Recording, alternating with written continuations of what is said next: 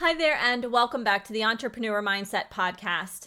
In episode 159, we began a new series where I started to walk you through the process and the concepts that I share with my one-on-one clients who are working to create and launch courses and coaching programs. We started with the foundation. We started with vision and values so that as you continue to build your business, your programs, your courses, you were building a business that you actually wanted to work on, work in, and that just plain lit you up. So today we are going to take the next step. Now, obviously in this series, because we're limited on time, I can't give you all of the little nitty-gritty details of everything that happens step by step, but I am trying to give you the big picture ideas here. And today we are going to focus on your course objectives. Now, one of the very first things that I talk about with my clients is what they want their students to be able to know, think, and do at the end of their course. And a lot of times people start with what they want to teach and go from there. But today I'm going to walk you through why that's going to be a mistake that will cost you money and your students' success and what to do instead. Okay, the very first step to course creation is to identify the actual purpose of the training or the course. This is what matters to your students. Do your students want more clients? Do they want to finish a crocheting project finally after years and years of attempts? Do they want to kick burnout to the curb? Do they want their kiddos to get better sleep at night? What is the purpose of your training or your course? And identifying the purpose of your training can be somewhat tricky, a little mired in some thorns along the way. Here's why. Because when you think about, okay, what's the purpose of my course? You have to think about what your potential student wants, not just what they need. And we talked about this concept not too long ago in episode 142. We talked about the idea of wants versus needs. So if this is a new concept to you, I'm going to ask you to listen to episode 142 because I think it's going to help you understand where I'm going with this conversation. And I don't want to take your time to rehash all of that. So when we're thinking about purpose and course, we have to think about what our potential students want. And I always smile a little bit when I talk about this concept, specifically with course creation, because I think about my college students. And at the beginning of every single semester, I have them do a journal entry to me online. And I say, so tell me what you want out of this course. Why are you taking it?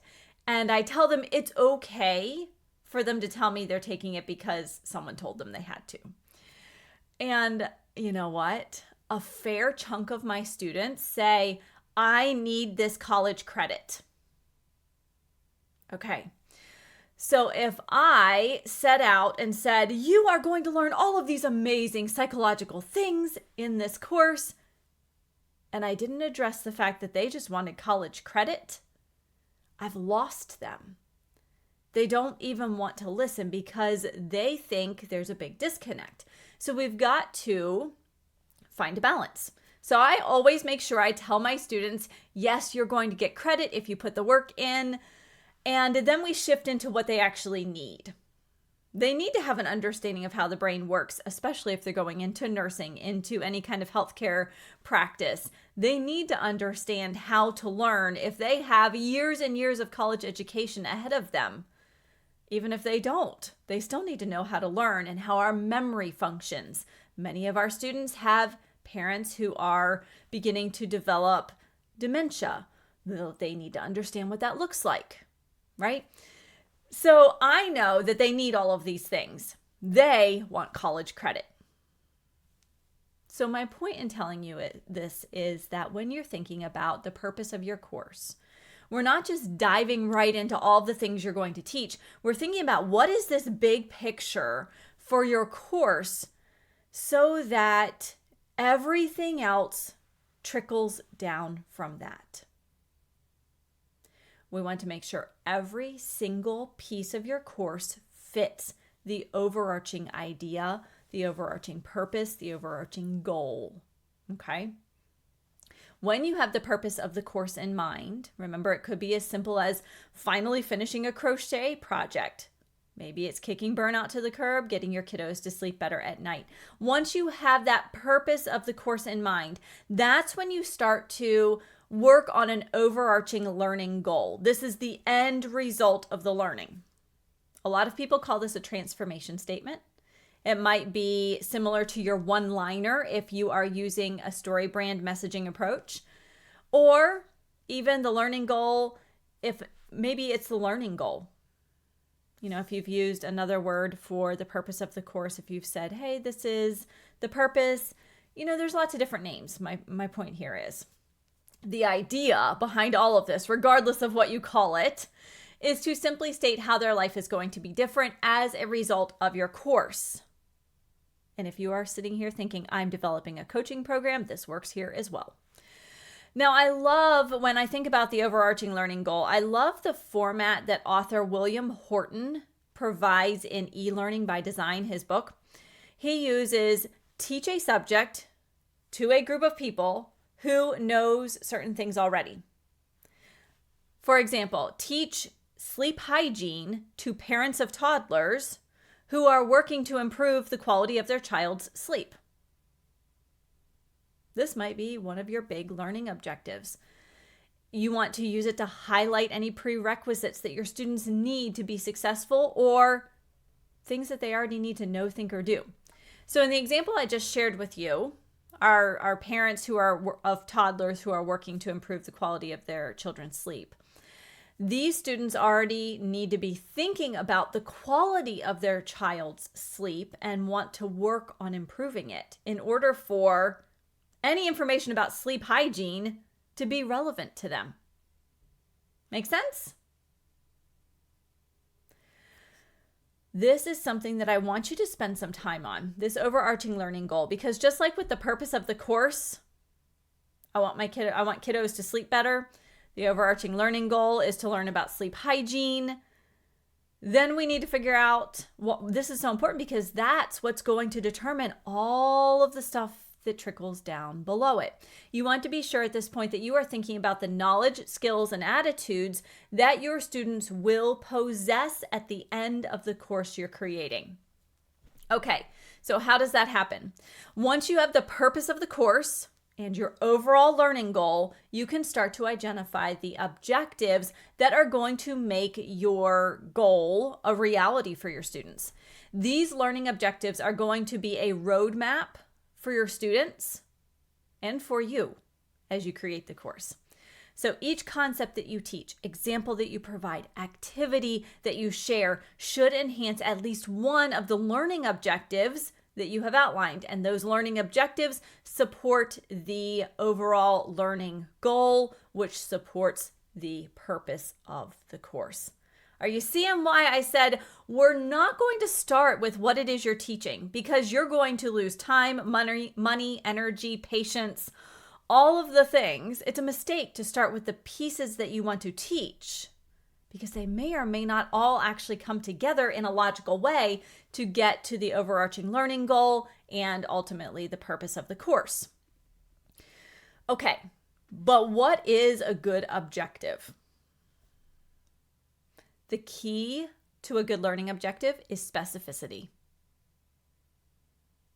I'm not going to stop there because I know you're thinking, well, what does that mean? If I have a learning objective that's specific, I've got you. You want to make sure that your learning objectives are clear, that you know exactly what the student will be able to know, think, or do at the end of the course, and that it can be measured. A lot of times what you hear happening with learning objectives is you apply the SMART acronym. And there are various renditions of the SMART acronym. A lot of times we hear it as SMART goals, but you can use the SMART acronym here to make sure your learning objectives are very crisp. And in this case, SMART means specific, measurable, achievable, result-oriented, and time-bound. For example, let's take our parents of toddlers who are trying to get their kiddos to sleep better. And in this specific case, they're going to learn about sleep hygiene.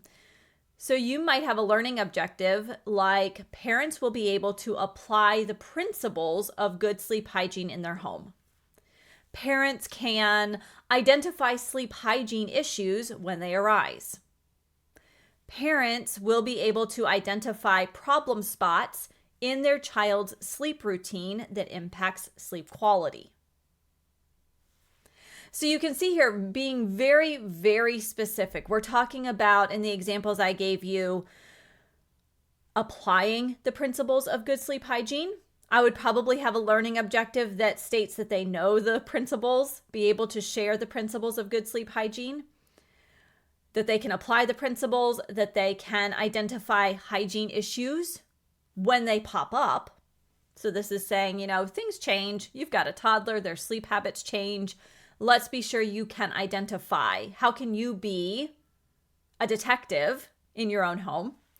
And being able to for parents to be able to look at their child's sleep routine and identify what's going to cause a sleep quality issue.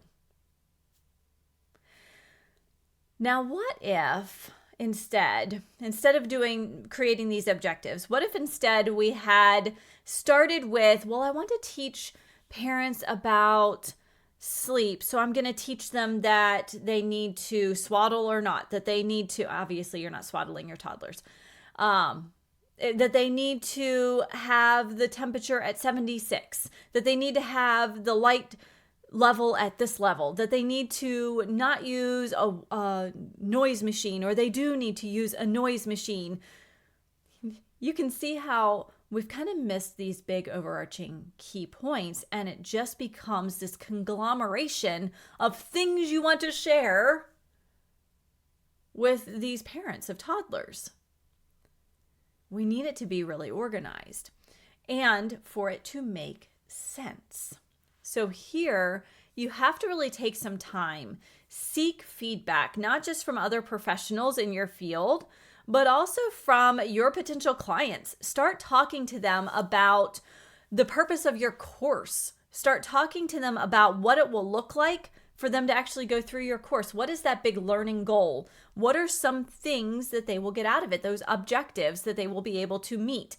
Here's why. We have blind spots for objectives because we are the experts in what we're teaching. And it's easy to miss key elements simply because we do things automatically. They're just simple. We don't think about it. So seeking feedback is good practice, not just here, but also throughout your course creation. It is one of the reasons that not only do I look at all of my clients' course content, but I also ask them to reach out and seek feedback from other people each step of the way. Because as I work with my clients, I'm becoming very familiar with their content. And it's easy for anyone who's kind of woven in to that content to miss things. Okay? So I've told you already that I told you right as I opened up the podcast today that if you are beginning with the things you want to teach, all the different nitty-gritty details, it is a mistake that is going to cost you money. And I said, I'll walk you through what to do instead. And I shared that you want to create that purpose of the training. You want to create an overarching learning goal, the result of the learning, and then define the objectives that are going to help that client, the knowledge, the skills, and the attitudes that will make that learning goal a reality and the purpose of your course to be fulfilled. So one of the biggest mistakes, again, I just want to come back to it because I see it all the time. One of the biggest mistakes I see course creators making is to create this content before nailing down the objectives. And I understand 100% why you would do that. I've done it in the past and I've always regretted it every single time. I have an entire bin of sticky notes that sits next to my desk. I am a sticky note girl. So I love to map things out. And I'll go over to my wall or my whiteboard and I'll start putting sticky notes up with all of the things I want to talk about in my course. It's really easy to get excited, to start writing down all of the things that you want your students to know. but it creates a haphazard course experience. And that's not going to lead to the desired outcome, the purpose. It's not going to fulfill your values, and it's going to leave your students feeling confused, dismayed, and unfulfilled. None of these things are good. None of these things are good. It would be a bit like a driving instructor. You know, a lot of times we hire driving instructors to teach our children to drive. It helps with insurance rates, getting through their licensing test, all of that kind of stuff, right? It would be like that driving instructor saying, all right, so let's merge onto the highway. And that's lesson 1. Because he or she has this list of things that they need to be able to do before they can take the driving test, and maybe merging onto the highway is one of them. So if we don't have clear objectives, then we don't know that we also need to know how to start the car, how to safely get out of park, how to pull onto a regular road, not let alone merging onto a highway where everyone's going 55, 60, 75, 80 miles per hour. Things are out of order. They just don't make sense. The key to a well thought out course, a course that's successful, that works for your clients or your students, is going to be a course that starts with purpose and objectives clearly defined. Because then you can say, all right, I have this objective. What content do I need to share? What tidbits, key points do I need to share? Lessons do I need to share for that objective to be true? What examples do I need to include? What activities do I need my clients to work through in order to master this concept? Even what tests do I need to share with them so that they can check their progress through the course, through the objectives? All of this leads to greater alignment of everything that's within your course. It will also help you to figure out, having all of this in place will help you to figure out a really good lead magnet or an email list generator, right? Here's why. If you have all of your course objectives outlined, you can look at those. What knowledge, skills, attitudes do they need to have to even be as a prerequisite to be in my course? And then you can create a lead magnet to help them fulfill those prerequisites, to get them ready to take your course and be successful. It's not just, can they hand over a credit card that has enough capital on it to pay for your course? It is about helping them to be successful. So the key to successful course creation is to take meaningful actions each step of the way. Start with the purpose of the course, look at that overarching learning goal, and then create your objectives. This will tell you exactly what to teach. You are not going to be trying to fit in information that does not fit and that creates confusion for your students. Go back to those sticky notes on your wall. Have you ever tried to reorganize them and you have this lone or maybe 10 sticky notes that don't seem to fit anywhere? This is because you didn't start with your objectives first and then create the content to fulfill those objectives. If you are struggling with the concept of objectives, one thing I like to do is to make a chart of what I'd like my students to be able to know, think, and do at the end of the course. Now, the more formal terminology for this is knowledge, skills, and attitudes. What knowledge, skills, and attitudes do you want your students to possess at the end of the course? If you like knowledge, skills, and attitudes, maybe you're coming from a corporate setting and this resonates with you, put that down in your chart. If know, think, and do resonates more with you, put those on your chart. You can mix and match. You can have all kinds of different words here. But the key is to start digging into what your students need to be able to do. Okay? What do they need to have at the end of the course to be successful? Okay? I'll be honest with you. I did all my grad work in industrial organizational psychology, so knowledge, skills, and attitudes, second nature to me. However, when I do this kind of planning, I still go back to know, think, and do because it just gets the ideas flowing a little easier. And then I'll switch over to knowledge, skills, and attitudes or knowledge, skills, and abilities. You'll see it a lot of different ways. So as you can see, there's lots of wisdom here, lots of information that you can use. Make it your own, okay? And build those objectives. So this week, your action step, take some time to step back, think about the purpose of your course. And this is going to be in alignment with the values that we talked about in episode 159. Then break down the purpose of your course into the overarching learning goal and that down into your objectives that are going to get your student the transformation they desire, the transformation that you have promised them as part of your course. And if you are currently sitting at your desk thinking, great, I'm going to write my objectives, and right behind your computer is a wall of sticky notes that has all of the things that you want to teach, do the activity somewhere else. Here's why.